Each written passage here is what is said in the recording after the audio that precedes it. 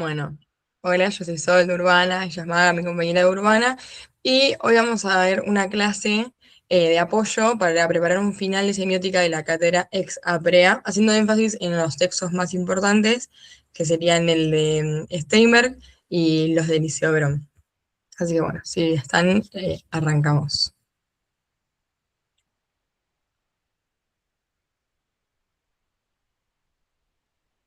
Bueno, primero tenemos el texto de Cristeva, que bueno, estos textos nosotros principalmente vamos a dar como con mayor desarrollo, o nos vamos a explayar más en los textos que vimos, eh, y después, bueno, esto más que nada es como una primera aproximación.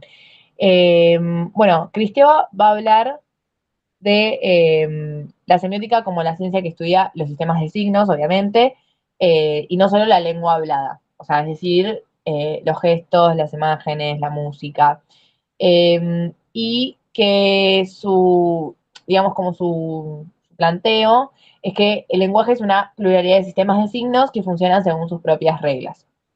Eh, Esta es como la idea general del texto para que puedan tener como una aproximación y después obviamente si necesitan algo puntual nos pueden mandar por privado tanto a mí o a Sol para que les expliquemos como mejor. Después, bueno, vamos a hablar de Christian Metz, que va a hacer un estudio semiológico del lenguaje cinematográfico, en el que básicamente, bueno, propone como aplicar todas las reglas o los postulamientos semiológicos al cine. Y va a hablar de que el cine, bueno, es un lenguaje que combina 5 materias, que son las palabras, la música, los ruidos y las menciones escritas. Si querés pasar a la siguiente diapositiva.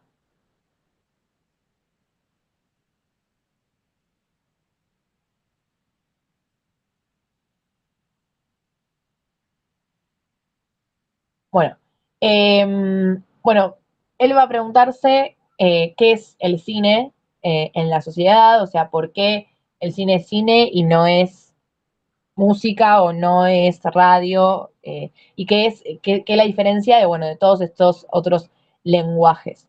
Va a decir que estos lenguajes obviamente son una clasificación cultural, nosotros somos quienes las definimos y que se van a definir por la presencia de ciertos rasgos sensoriales y la ausencia de otros. Por ejemplo, en una radio vos vas a tener la presencia de lo sonoro por la voz, pero no vas a tener la presencia de lo visual.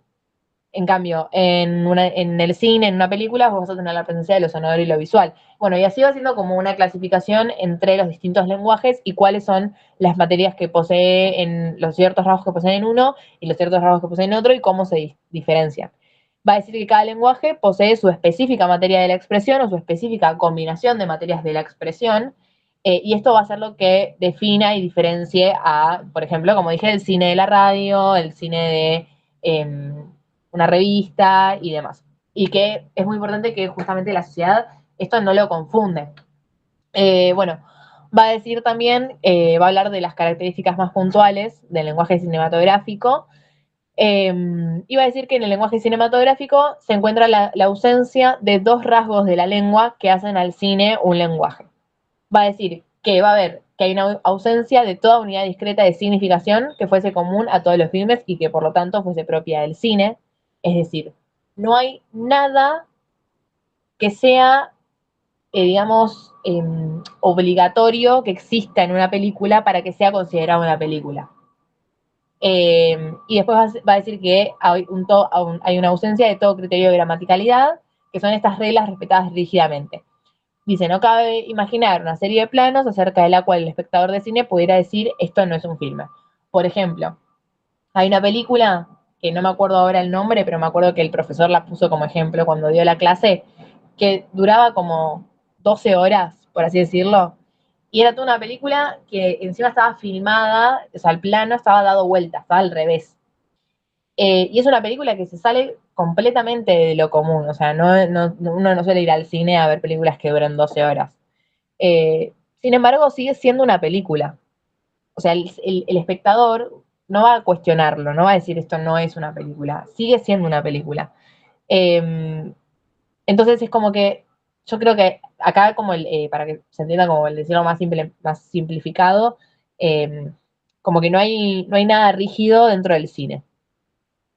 Y va, bueno, propone la búsqueda de operaciones parcialmente formalizables en cada clase de films, no busca signos. Esta es la distinción que tiene con la semiología. O sea, si bien él aplica toda la semiología y demás al cine, bueno, esta es una diferencia. Él acá no va a buscar signos, va a buscar operaciones. Que está más de la mano, va más de la mano con Eliseo Veroni con la semiótica que con la semiología. La búsqueda de operaciones recurrentes aparecen, que cuando aparecen construyen un sentido diferente a cuando aparecen otros. Por ejemplo, no es o sea, yo voy a saber que una película de terror es una película de terror porque hay toda una historia del cine, del terror, en el que se construye el susto o el jumpscare, por ejemplo. Entonces yo voy a saber que estoy viendo una película de terror justamente por esas operaciones recurrentes que, gracias a que están establecidas en el tiempo, cuando yo voy a ver una película de terror, sé que es una película de terror y no otra cosa. Su hipótesis consiste en el pluralismo códico o pluralidad de códigos, denominando código a cada uno de los campos parciales en los que cabe esperar una cierta formalización, a cada una dentro de las unidades de aspiración a la formalización o incluso a cada nivel de estructura dentro de cada clase de films. Bueno, nada, esto es lo mismo, lo que acabo de decir más o menos. Si querés pasar a la siguiente. Bueno, esos METs de nuevo, si hay alguna duda, alguna consulta, obviamente después al final del Meet vamos a tener un espacio para que nos puedas hacer las preguntas que quieras. Pero si no, si queda algo suelto, también nos puedes escribir después. Vamos ahora con Steinberg. Gracias. Sí, decime. No, no, te decía que gracias. No, está bien. Bueno, va a hablar de los géneros discursivos y Oscar Steinberg va a hacer proposiciones sobre el género y va a hacer como 10 u 11, son 11, ¿no? Proposiciones Son que va a establecer 10, perdón, son 11, pero la primera es 0. O sea que espero, eso, aparecen como 10, pero son 11. son 11. Donde va a hablar del género y del estilo. Bueno, va a decir que toda sociedad y cultura produce textos y los utiliza para establecer vínculos comunicacionales y son clasificados por la misma sociedad. Y los vamos a clasificar, o sea, todo ese paquete de textos para justamente para producir los vínculos y demás, nosotros los vamos a poder clasificar y diferenciar por el género y por el estilo. El género es una clase de texto u objeto cultural. Esto o sea, así como está puesto, literal se tiene que poner en el parcial o se tiene que decir en el final. O sea, esto es así. Va a decir que las clases de texto son objetos culturales que presentan diferencias sistemáticas entre sí y que en su recurrencia histórica instituyen condiciones de previsibilidad en distintas áreas de desempeño semiótico. Generan un horizonte de expectativas que es un alto nivel de previsibilidad y funcionan como moldes, acotan el campo de desempeño y permiten una comunicación más fluida porque no hay que estar explicando todo el tiempo las reglas del género. Eso es lo que dije antes también del cine del terror. Eh, Como hay toda una historia de cine, del terror, que tiene muchos años, yo ya sé que cuando voy a ver una película que, por ejemplo, en la cartelera, la portada me dice que es una nena ensangrentada, con pelo largo y camisón blanco, y veo una casa atrás de noche, todo eso ya me va a decir un montón de cosas de lo que yo me espero ver en la película. Y probablemente cuando vaya a ver la película sea eso que me esperé. Ese es el horizonte de expectativas que construyen los géneros. Es la previsibilidad.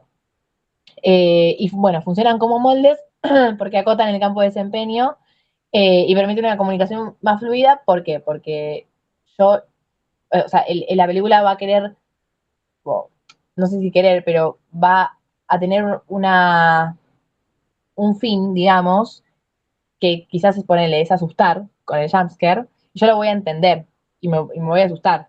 ¿Por qué? Porque ya vi muchas otras películas en las que eso pasa. Eh, y eso es lo que permite la comunicación fluida, y porque nadie te tiene que explicar qué es lo que estás viendo. Bueno, el estilo es un modo de hacer reconocido socialmente como característico de distintos objetos de la cultura y perceptible en ellos. Poseen un conjunto de rasgos que se repiten. Esto es lo mismo, yo puedo hacer de vuelta con el cine del terror.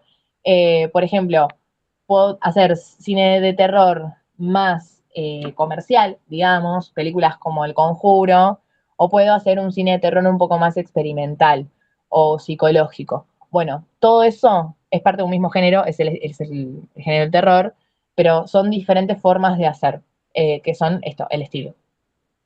Bueno, tanto el estilo como el género se definen por características retóricas, temáticas y enunciativas. La retórica hacen a la forma de un texto, que es básicamente cómo se presenta visualmente. Son los colores, el espacio, esa es su configuración. Y después las estructuras que lo organizan a nivel argumentativo, a nivel explicativo, narrativo y descriptivo. Te habla de, o sea, responde a la pregunta de cómo es el texto. Lo temático hacen al significado del texto, son las ideas, los conceptos, y solamente pueden definirse en función de los sentidos del texto en su variedad. O sea, es anterior y exterior al texto. Entonces, ahí vos vas a tener ya una cuestión mucho más simbólica, si se quiere. Esto hay que pensarlo como capas. Lo retórico es como lo que está más, o sea, está en la superficie, pero es lo que no está cargado todavía de un sentido, por así decirlo, que va a aparecer recién en la temática. Son las cuestiones culturales preexistentes sobre las que habla el texto. Y dice, y responde eso, ¿de qué habla el texto? Eh, por ejemplo, no sé, si yo hago una pancarta o si hago un afiche para una marcha sobre el feminismo, bueno, eso está cargado de una temática que no está presente solo en ese texto, en ese formato. O sea, ya existe antes de mí y existe por fuera de ese afiche. Después se va a hablar de la enunciación. Hacen a la situación comunicacional propuesta por el texto a través de dispositivos que podrán ser o no de carácter lingüístico. Describen un vínculo de contacto entre dos sujetos textuales, discursivos, y es una relación que puede plantearse asimétrica, complementaria o simétrica cómplice. Asimétrica complementaria puede ser, por ejemplo, que yo soy un político y hago una campaña o grabo un spot para que vos me votes. Bueno, ahí yo voy a estar estableciendo una relación simétrica cómplice, porque yo te voy a estar dando información que se supone que ya sabés, que no sé, el resto son todos unos chorros, que vos vivís mal hace un montón de tiempo, que me tenés que votar a mí porque yo te voy a solucionar la vida, y es el formato ya conocido también de un spot. Por ejemplo, por el contrario, una clase es una relación asimétrica. Es el contacto que se propone, básicamente. O sea, el profesor o el docente tiene una información que el estudiante no, y por eso es asimétrica. Bueno, y hay que pensarlo como, hay que pensarlo como, esto que dice abajo es que los quienes que participan en ese intercambio son construidos en el texto y no son sujetos reales sino textuales, es importante, hay que tenerlo en cuenta. ¿Esto qué quiere decir? Que no interesan las personas. O sea, esto es un concepto que en semiótica es muy importante. Me acuerdo que en todas las clases nos lo decían todo el tiempo. No importa, no importo yo, no importa qué me pasa a mí, no importa qué te pasa a vos, o no se habla tampoco de intenciones, porque las personas en sí mismas no son analizables. Siempre se habla desde el texto, desde qué construye a nivel textual. O sea, no importa si el docente tenía la intención de enseñar o no. Importa lo que termina pasando y no importa tampoco si el estudiante aprende o no. Lo que importa es la relación asimétrica que existe más allá de quién es el docente y quién es el estudiante, o de quién es el político y quién es el votante. Podemos pasar a la siguiente. No hay rasgos enunciativos, retóricos o temáticos, ni conjuntos de ellos que permitan diferenciar los fenómenos del género de los estilísticos. Bueno, acabo de decir que la clasificación de género está más consensuada que los estilos, porque el género es algo que, como dice su propia definición, está constituido ya en el tiempo, o sea, es un género porque existe hace mucho.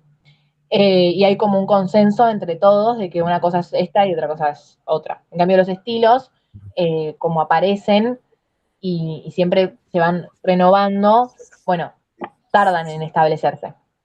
El registro de los tres rasgos es imprescindible para determinar los componentes diferenciales de cada género o estilo en particular. Es decir, que la distinción entre los rasgos enunciativos, retóricos o temáticos nos van a permitir diferenciar géneros entre sí y estilos entre sí, pero no género de un estilo ni un estilo de un género, básicamente. Es condición de la existencia del género su inclusión en un campo social de desempeños o juegos del lenguaje y no ocurre lo mismo con el estilo. El género debe restringirse para agregar previsibilidad, es decir, que el estilo tiene como más libertades, por así decirlo. El género no. El género tiene unas reglas que, de vuelta, como son previsibles, como ya están constituidas en el tiempo, son solo esas. Bueno, va a hablar de los transgéneros y va a decir que son los que recorren distintos medios y lenguajes, como el cuento popular o la adivinanza. Esto también se mantiene dentro de las fronteras de un área de desempeño semiótico, que es la narración funcional, el entretenimiento, la prueba, demás. Eso, entonces, los géneros son transgéneros, o sea, pueden recorrer diferentes áreas y los estilos van a ser transemióticos. Es decir, que no se circunscriben a ningún lenguaje, práctica o materia significante. El género puede ir a buscarse a sus emplazamientos o momentos sociales de emisión y el estilo aparecerá, simplemente. Esto habla más que nada o sea, para pensarlo y que se entienda más fácil, como de la soltura que cada uno puede tener. El género es mucho más rígido, el género es lo que es ya y el estilo, de vuelta, esto díganlo tal cual, así en el final, lo digo yo así para que se entienda, pero bueno, y el estilo va a ser como más suelto, digamos, o sea, no es algo que se pueda, no es previsible, simplemente aparece y depende de cada autor. La vida social del género supone la vigencia de fenómenos metadiscursivos permanentes y contemporáneos. El género tiene estabilidad metadiscursiva, los rasgos de permanencia, contemporaneidad y consenso de los mecanismos del género son los que permiten establecer diferencias en relación al estilo. Son permanentes porque no cambia lo que la sociedad comprenda sobre ese género. De nuevo lo mismo, el género no es algo que se pueda modificar tampoco tan fácilmente. El estilo posee inestabilidad metadiscursiva en el inicio de la vida del estilo.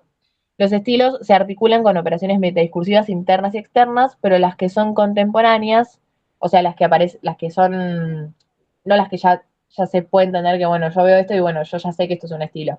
Pero todo el tiempo, por ejemplo, en el arte se está actualizando eso, y todo el tiempo aparece un estilo nuevo. Me parece mucho más fácil también si lo pensamos en la música.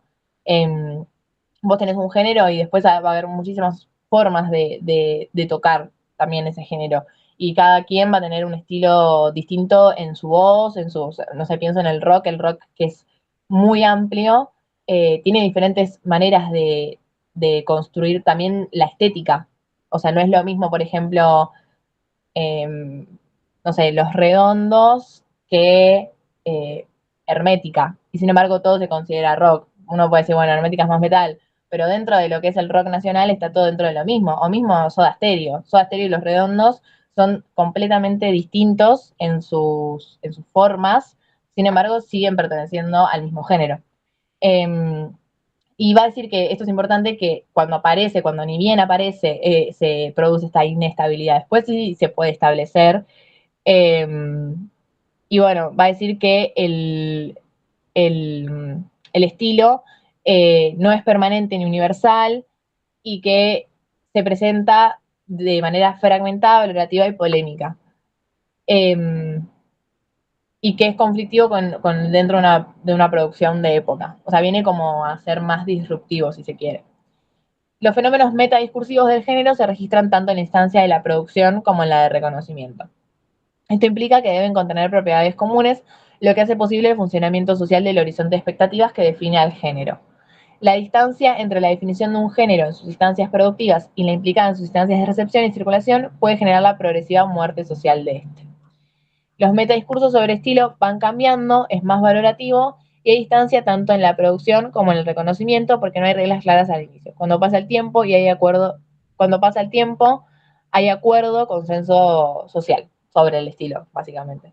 Que es lo que también, lo que un poco dije antes, que uno puede ya decir, bueno, esto es un estilo y este es otro estilo, y ya está, como que hay más consenso.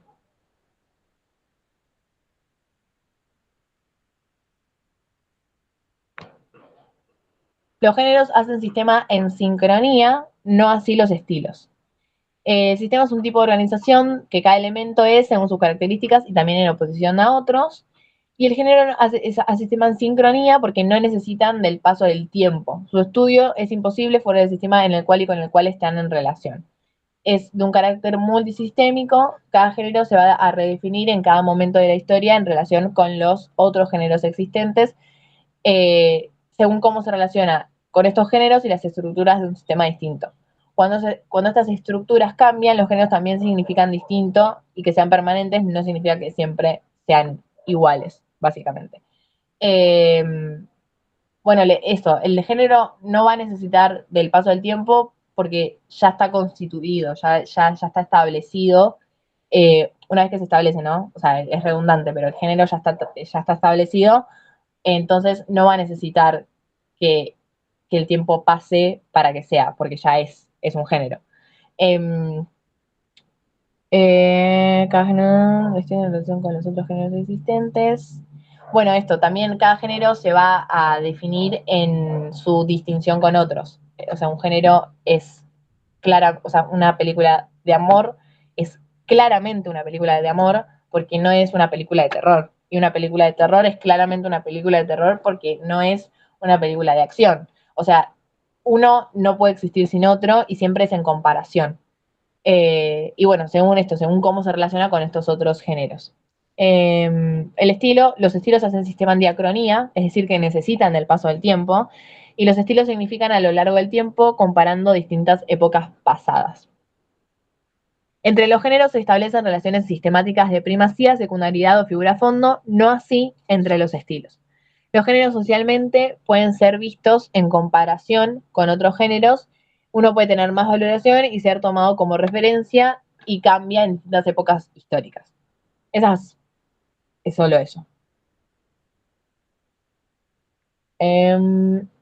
Como efecto de sus relaciones de primacía, secundariedad y figura fondo, un género puede convertirse en la dominante de un momento estilístico.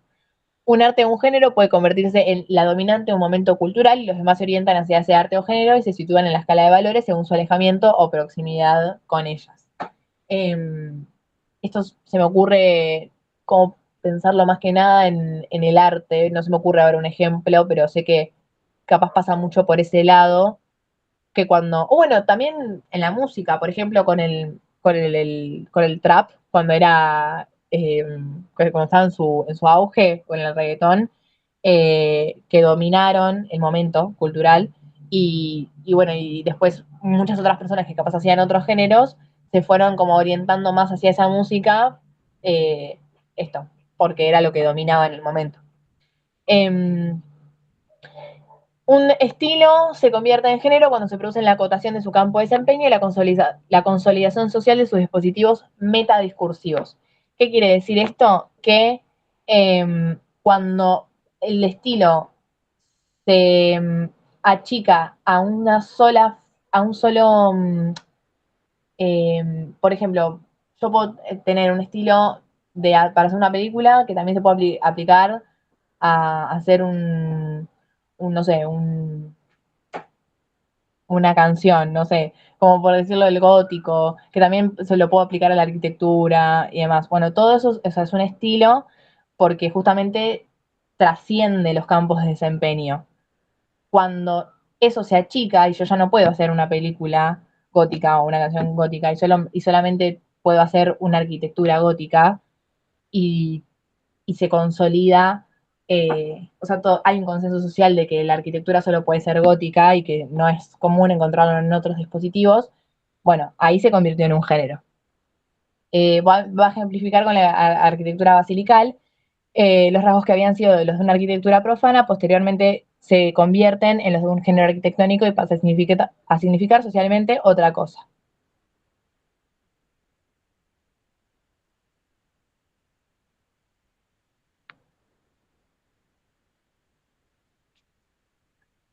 Bueno, las obras antigénero quiebran los paradigmas genéricos en tres direcciones: la referencial, la enunciativa y la estilística. El antigénero es la obra que produce rupturas en los tres niveles sobre la base del mantenimiento de indicadores habituales del género y quiebra la previsibilidad instalada en los tres órdenes. Y él va a poner un ejemplo que es el de Spaghetti Western, que, bueno, el western originalmente era un género en el que, bueno, tiros, el oeste, como que era muy, muy, muy simple, muy básico, tenía sus reglas consolidadas, y de pronto empezaron a hacer humor dentro de esas películas. Se empezaron a hacer como parodias, y que esto en un inicio es un estilo, simplemente un estilo más dentro del western, o que viene como, perdón, un estilo no, un antigénero, que viene a romper con esa estructura, con esa forma de hacer cine. Y que después, con el paso del tiempo, se establece, que es la proposición última, que es la 10, dice que las obras antigénero pueden definirse como género a partir de la estabilización de sus mecanismos metadiscursivos cuando ingresan en una circulación establecida y socialmente previsible. Cuando ya se hicieron un montón de películas de Spaghetti Western, que en su momento seguramente no tenían ese nombre, no estaban nombradas como Spaghetti Western, fue algo que se nombró después porque justamente se consolidó como género, pero en un principio eran simplemente parodias, sino un antigénero. Cuando ya se hacen un montón y la gente las va a ver y tienen éxito y se empieza a hablar, se consolida como género. Pasan a formar parte de alguno de los horizontes de expectativa de un medio cuando se estabilizan sus mecanismos metadiscursivos y pueden ser lanzados al mercado, comprados y consumidas en términos de una información o de un placer previsibles. O sea, yo ahora voy a hacer una película, una parodia del western, la voy a lanzar al cine y yo sé que va a ir un montón de gente a verla y yo sé que como espectadora voy a ir y voy a verla y me voy a reír. Listo, es un género, ya está, ya no sos más antigénero, ya no estás rompiendo reglas. Así que bueno, esas son las 10 proposiciones de Steinberg. No hay mucho más, no sé si queda otra diapositiva de esto. No, es la última. Yo creo Listo. que de Steinberg como importante es que para mí, eh, primero los tres rasgos, retórico, temático y enunciativo, y entenderlos y entender que esos tres rasgos no sirven para diferenciar a un género del estilo, perdón, el género del estilo, sino un género de otro género, o un estilo de otro estilo. Para diferenciar al género del estilo están las 10 proposiciones. No sé si me explico. Capaz, para estudiarlo es bueno como ir por las 10 proposiciones que capaz, o sea, yo al menos me acuerdo de la primera vez que lo leí como que me parecía muy confuso, pero si las vas entendiendo las primeras, después las otras, las Sí, últimas se van haciendo como obvias. Y capaz es cuestión de sentarse tranquilo a leerlas e ir diferenciando como las características de uno y del otro. No sé, que el género es estable, que es previsible, que los estilos aparecen, que uno se hace en sistema de diacronía y otro en sincronía, que el estilo puede pasar a ser un género y demás. Yo creo que eso es lo más importante. No sé si Valen tenés alguna duda. No, no, va quedando claro. Todavía no repasé tanto de esto, entonces como que Está estoy bien, está como bien, viéndolo por primera vez. No, no por primera vez, pero hace mucho. está bien. Entonces, Bueno, pero sí, sigo súper entonces. claras. Hasta ahí sería como los temas del primer parcial, que es básicamente Steinberg, Metz y Kristeva, pero principalmente Steinberg. Después, en la unidad 3 hay un tema que es que están los textos de bibliografía obligatoria que se dieron en el teórico y después hay textos de bibliografía suplementaria para prácticos. Si mal no recuerdo yo, nosotros vimos algunos textos y otros no, y en otras comisiones habían visto otros textos, hay como una lista de varios textos. Así que nosotros como que lo mismo, hicimos como énfasis en los que más habíamos visto nosotras, pero bueno, yo te recomendaría que si podés los estudies todos, obviamente haciendo énfasis en lo más importante porque es un final, pero tener como una base de todos estaría bueno. Claro. Hay los textos de Marita Soto en la bibliografía que son muy claros también, que son de operaciones retóricas, lo enunciativo, es bastante claro también. Te los recomiendo para que se termine de entender capaz un poco más. Bueno, en la unidad 3, que ya es del segundo parcial, los textos de bibliografía obligatoria, estos tres nosotras los vimos, pero medio como al pasar, no entraron en el parcial, así que medio que los puse así como, explicándolos muy poco. El de Panofsky, que establece 3 niveles para interpretar una obra de arte: el preiconográfico, el iconográfico y el iconológico. Después el texto de Benveniste, que habla del aparato formal de la enunciación, introduce el concepto de aparato formal de la enunciación. Para él, el lenguaje solo existe cuando un sujeto lo utiliza en un acto individual, produciendo el yo y el tú en el discurso. Y hay varios textos de Metz, este es uno, que afirma que en el cine la enunciación es impersonal. No hay una persona física hablándonos detrás de la cámara, sino que es el propio texto fílmico el que se define a sí mismo como cine a través de sus marcas técnicas. Yo igual este PowerPoint después se lo puedo pasar si te sirve. Después hay un texto de la Coffee Johnson que para mí es muy interesante, estaba muy bueno, te lo recomiendo. Básicamente ellos lo que hacen es, dicen, las metáforas están en nuestro pensamiento cotidiano, nosotros vemos, entendemos, percibimos las cosas a través de metáforas. En el texto ellos dan, no me acuerdo cuántas, pero muchos tipos de metáforas distintas, que capaz no sé si es lo más importante saber los tipos de metáforas, sino saber esto, que están en todos lados, y diferenciarlos de la metonimia y de la sinécdoque. La metáfora es cuando uno reemplaza una palabra por otra, por un tema de comparabilidad, de que se parecen. Yo puse ahí un ejemplo que me parece muy claro, que es cabello de oro. Cuando alguien dice que tenés cabello de oro porque probablemente seas rubio, y porque esta comparación con el color del oro, no porque tu pelo realmente sea de oro, sino es una comparación. Se comparan elementos que es muy importante que sean de universos distintos.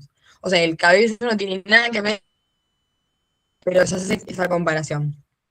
Después, nada, bueno, esto que está acá, que tienen raíces en la experiencia física y cultural, o sea que la base es experiencial. Vos son cosas que conoces, que son parte de tu experiencia, de tu cultura, y por eso es que vos las podés entender, y por eso es que uno las usa. Si vos lees el texto, hay un montón de metáforas que ni te das cuenta que son metáforas y que las usás en el día a día. La metonimia es cuando uno reemplaza una palabra por otra, pero que tienen que ser sí o sí del mismo universo. O sea, no es que se parezcan, sino que están relacionadas. El ejemplo que me pareció más claro y que por eso lo puse es leer a Borges. Vos no estás leyendo a Borges cuando decís eso. Si yo digo estoy leyendo a Borges es porque estoy leyendo un texto de Borges, un libro de Borges, cualquiera. Pero, y no es porque Borges se parezca al libro, sino porque son del mismo universo, entonces se reemplaza una palabra por la otra. Y la sinécdoque, perdón, es cuando uno toma la parte por el todo o el todo por la parte. Es como decir, ay, no se me ocurre un ejemplo ahora, pero bueno, lo voy a pensar y te voy a decir, pero los más importantes igual son la metáfora y la metonimia. ¿Qué es eso? La metáfora tiene que ser cosas de universos distintos y la metonimia el mismo. Y nada, es básicamente saber que están siempre, están en todo el tiempo en tu lenguaje, y si lees el texto vas a encontrar un montón de ejemplos. Yo tengo esos que son los que me resultaron más claros a mí, pero hay un montón de ejemplos. Después está el texto de la muerte del autor, de Barthes, que capaz ya lo leíste en alguna otra materia. Es un texto que dice que cuando un relato pasa a ser relatado, valga la redundancia, pierde su origen. Como que el autor entra en su propia muerte. Se refiere a esto a que no es el dueño del sentido el autor, no sé si me explico. Cuando vos lees el texto, empieza a tener como tu propio sentido. Vos le empezás a dar tu propio sentido. Hay muchos textos que si lo hablas con otra gente, capaz leyendo el mismo texto se interpretan cosas distintas. A eso se refiere con la muerte del autor. No es el texto más importante de la materia, pero está bueno también leerlo. Después, Mabel Tazara tiene un texto en el que retoma distintos niveles de análisis que propone. Yo puse los de Barthes porque yo recuerdo que eran los que más hablaron en clase, pero también hay otros de Todorov. Es también como un poco más de de contexto no es uno de los textos capaz más importantes. Pero bueno, eso da 3 niveles de análisis para explicar la organización del relato. El de las funciones, de las acciones y de la narración. Y acá llegamos a lo que creo es lo más importante de la materia, que es la semiosis social de Eliseo Verón. Bueno, este es un texto que capaz parece complejo, no lo es para nada, es muy interesante de hecho. Él lo que explica es que la semiosis social es el estudio de los fenómenos sociales en tanto proceso de producción de sentido. Es decir, vos agarras un discurso que puede ser un texto, una foto, un meme, lo que sea, y lo estudias en tanto proceso de producción de sentido. Para esto uno tiene que agarrar un texto, que el texto es literalmente la dimensión material del discurso. O sea, está ahí, pero es así. O sea, es el texto así como viene, la foto así como viene, el discurso así como viene, sin estar emplazado en la semiosis social. Una vez que uno como analista agarra ese texto y lo emplaza, o es decir, busca las condiciones de producción, busca las huellas, las marcas, ahí aparece como discurso. Es cuando el analista reconstruye el texto. Pero es lo mismo, o sea, el texto y el discurso materialmente son lo mismo. Bueno, Verón en su texto dice que hay que buscar operaciones sistemáticas, que es lo que decía Maga, que se parecía a lo que decía Metz. Porque es eso, buscar operaciones sistemáticas, cosas que aparezcan recurrentemente en la discursividad, que tienen que ser comunes para un momento histórico, un grupo social, una cultura. Es importante que sean comunes dentro de un grupo como más acotado. Entonces, lo que interesa al análisis de los discursos no es lo que está en el discurso, tampoco es lo que, como decía antes, la intención que tuvo el autor o el pintor o cómo lo recibe uno, sino las relaciones que hay entre el discurso y la producción y el reconocimiento. Perón plantea una doble hipótesis que es muy importante sabérsela, que dice, yo la voy a leer porque tengo miedo de confundirme, pero es muy importante saberla. Todo proceso, toda producción de sentido es necesariamente social. O sea que no se puede explicar ni describir satisfactoriamente un proceso significante sin explicar sus condiciones sociales productivas. Y la otra parte de la hipótesis es que todo fenómeno social es, en una de sus dimensiones constitutivas, un proceso de producción de sentido. O sea, toda producción de sentido es necesariamente social, porque uno no puede producir sentido fuera de una sociedad, y todo fenómeno social es también, en alguna de sus dimensiones, un proceso de producción de sentido.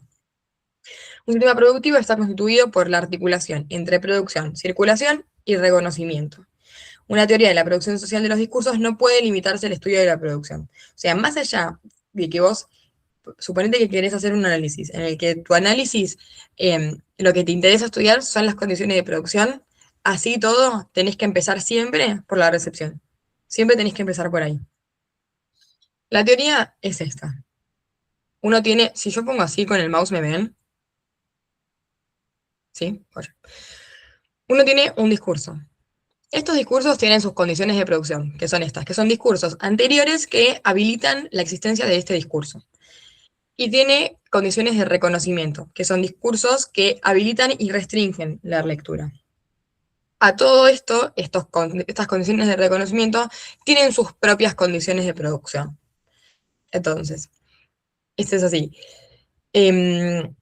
Las condiciones, para uno encontrar las condiciones de producción, tiene que encontrar primero marcas en el discurso.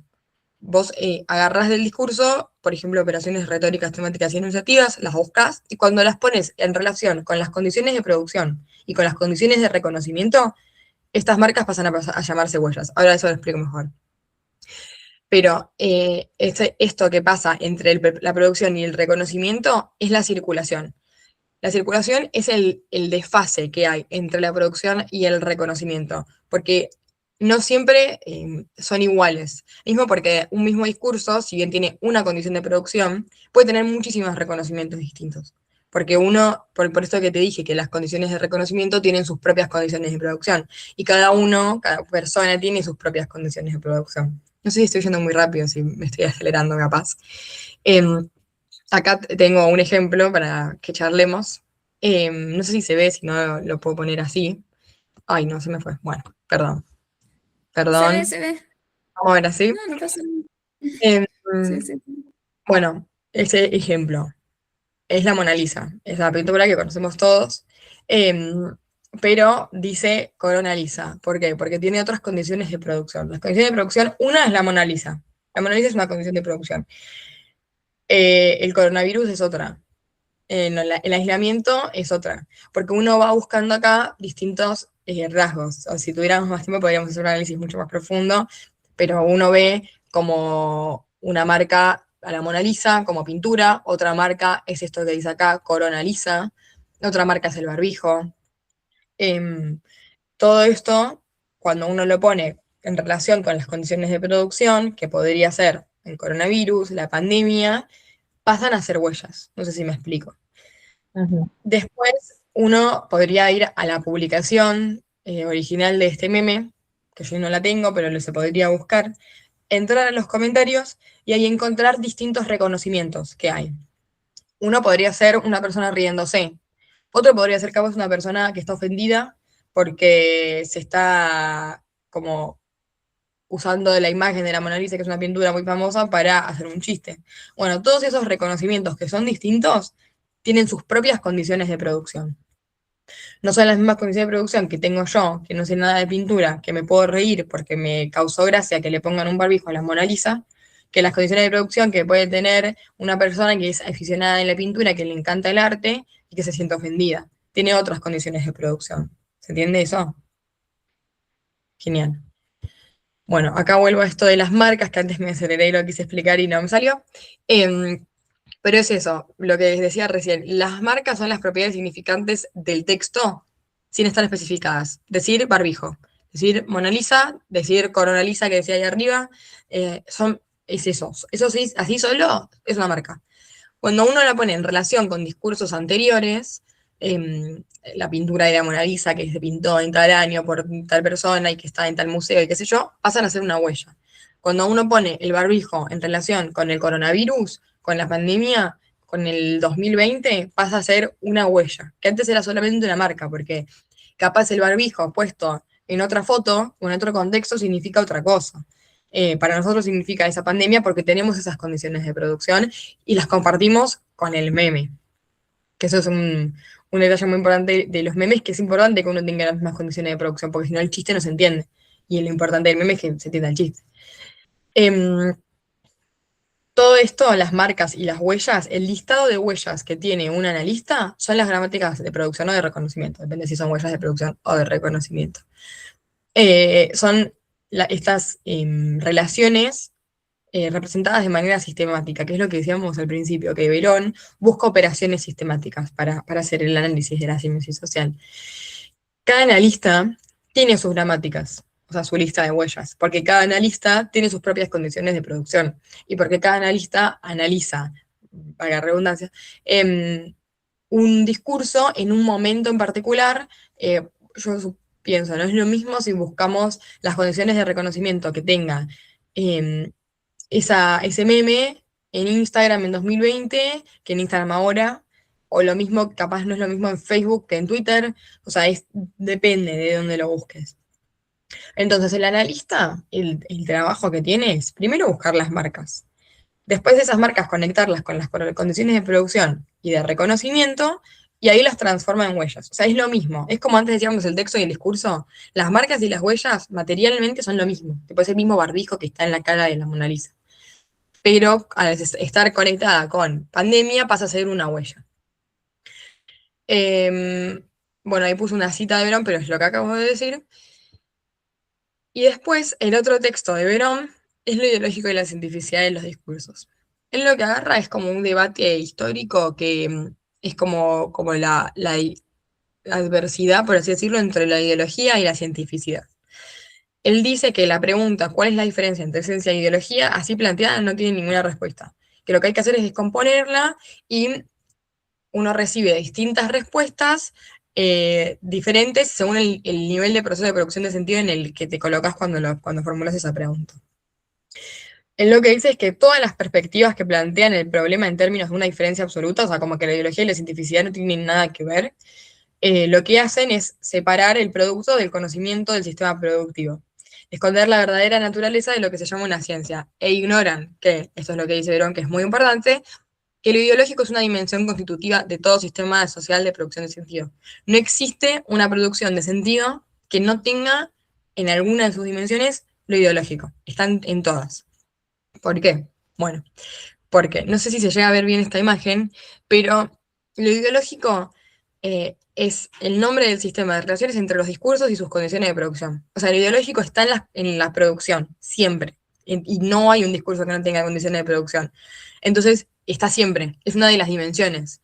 Es una dimensión presente en todos los discursos socialmente determinados. Lo que dice Verón es que no es un tipo de discurso. Yo Verón tiene otros textos en los que explica cuáles son los tipos de discursos que él ve y encuentra, pero lo ideológico no es un tipo de discurso, sino que está presente en todos los discursos. Dice, el hecho de ser producidos en una formación social deja las huellas en su discurso, porque uno, aunque seas, por ejemplo, un médico que trae resuelve una cura para una enfermedad, ese médico está inserto en una sociedad, y dijimos antes que todo fenómeno social es una producción social de sentido. Entonces, no sé si está bien lo que dije, pero creo que se entiende, me refiero a la doble hipótesis.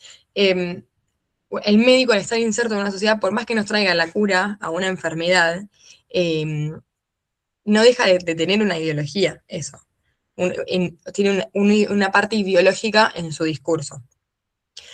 Entonces, todo discurso social tiene su ideológico, y todo discurso social establece relaciones entre el discurso y las condiciones de producción. Y eso es lo ideológico. Por eso está acá puesto como, acá está el discurso, el objeto, del otro lado estarían las condiciones de reconocimiento, pero aparece eso de la producción porque está acá.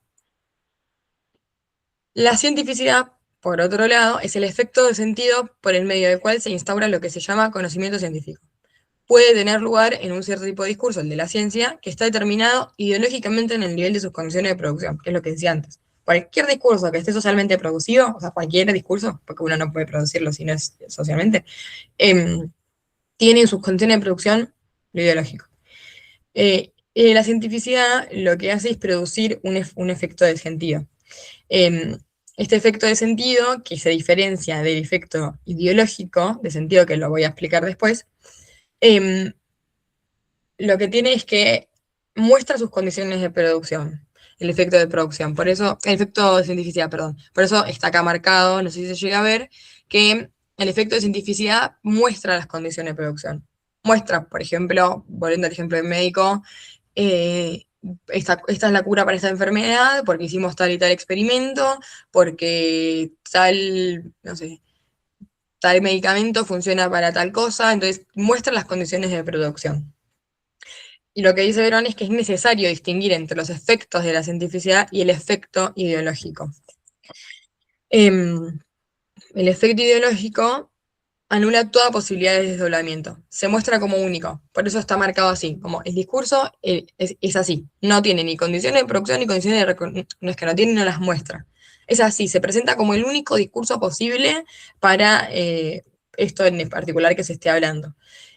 Entonces, lo que plantea Verón es que la diferencia entre lo ideológico y la cientificidad está en el reconocimiento, en cómo se reconoce un discurso a diferencia del otro. Entonces, lo que dice es que lo que hace que un discurso se supone describa lo real no es que no haya ideología, porque lo que dice es que siempre está lo ideológico, es una de las dimensiones.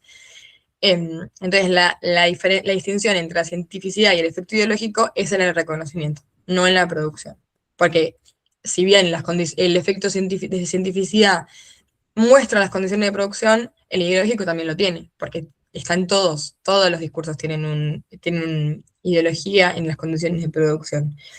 Entonces la diferencia está en el reconocimiento. Eso es todo. No sé si se entendió, si hay alguna pregunta. Sí, sí, se entiende. Sí, sí. Súper claras para explicar, chicas. Gracias. Bueno, me alegro que te haya servido. Igual, Gracias. cualquier cosa, Bueno, eh, cualquier cosa que necesites, me puedes escribir si te surge alguna otra pregunta, o si hay algún texto más que no hayamos capaz explicado que no se entienda. Nada, nos avisas y te lo pasamos, obviamente. Y después también te puedo pasar algunos videos que hay grabados de los profesores, que son muy claros también para explicar, que están en YouTube, después los busco y te los puedo pasar si querés. Ah, sí, por favor. Sí, sí. Fua, son una banda de textos de la unidad Sí, 2, ¿vieron? Sí. sí, son Porque, muchos. sí, sí, Sí, pero no son tan difíciles. O sea, creo que el que se presenta como más dificultoso es el de la semiosis social, sí. pero después eso, cuando lo entendés y el tema que tiene la dificultad en la lectura, o sea, está escrito de una manera